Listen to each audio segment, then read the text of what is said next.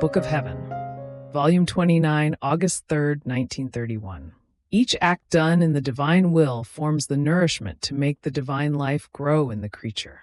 The greatest gift that God gives, the truth.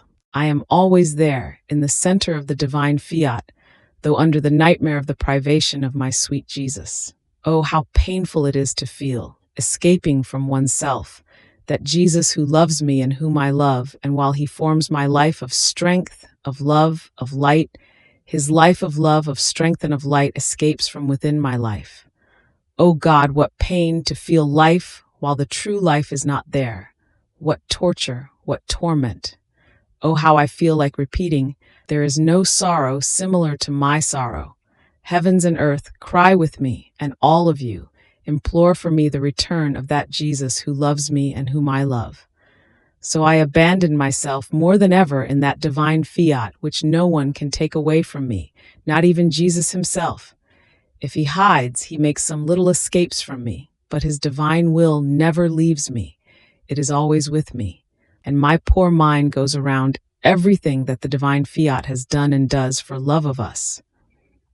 And since I was thinking about its great love in creating us, my beloved Jesus, coming out from his hiding place, told me, "My daughter, the creation of man was the center in which our divinity centralized all the goods that were to arise in the creature. We placed in him divine life and divine will, human life and human will. The human life was to serve us as dwelling, and the two wills, fused together, were to live life in common with highest accord. Even more, the human will was to take from ours in order to form its acts, and ours was to be in continuous act of giving of its own, so that the human will would remain modeled and fully molded in the divine will.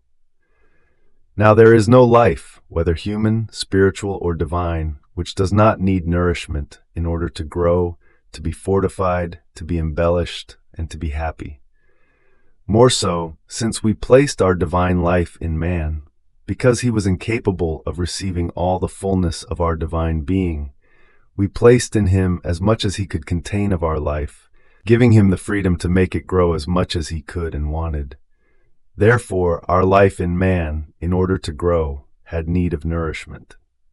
Here is the necessity to place a divine will in him.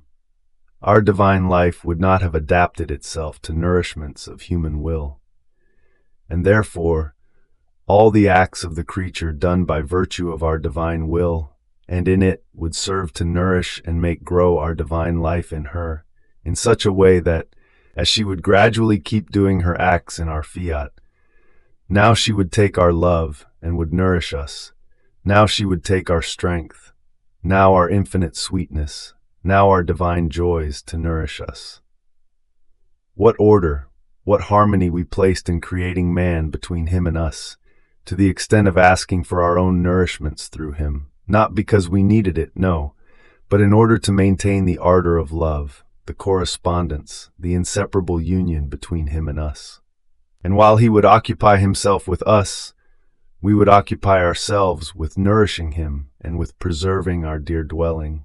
Not only this, but giving him other more beautiful gifts to render him happier, love him more, and make ourselves be loved more. But do you want to know what our most beautiful gifts are, which we give to the creature? Manifesting to her a knowledge of our supreme being, a truth that belongs to us, a secret of ours, is the most beautiful gift that we give to her. Each of these gifts is one more bond that we place between her and us.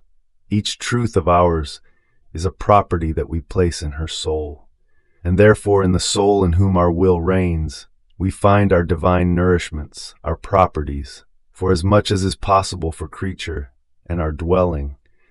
So we find ourselves in our home, in our center, in the midst of our properties. See then what it means to let our will reign, and the great good of making our truths known to you. Each of our knowledges brings its own distinct gift. One brings its light, one the strength, one the goodness, one the wisdom, one the love, and so forth. Each of them binds the creature to God in a special way, and God to her. Therefore, know how to correspond to the many gifts that your Jesus has given you, and live always in our will. Fiat.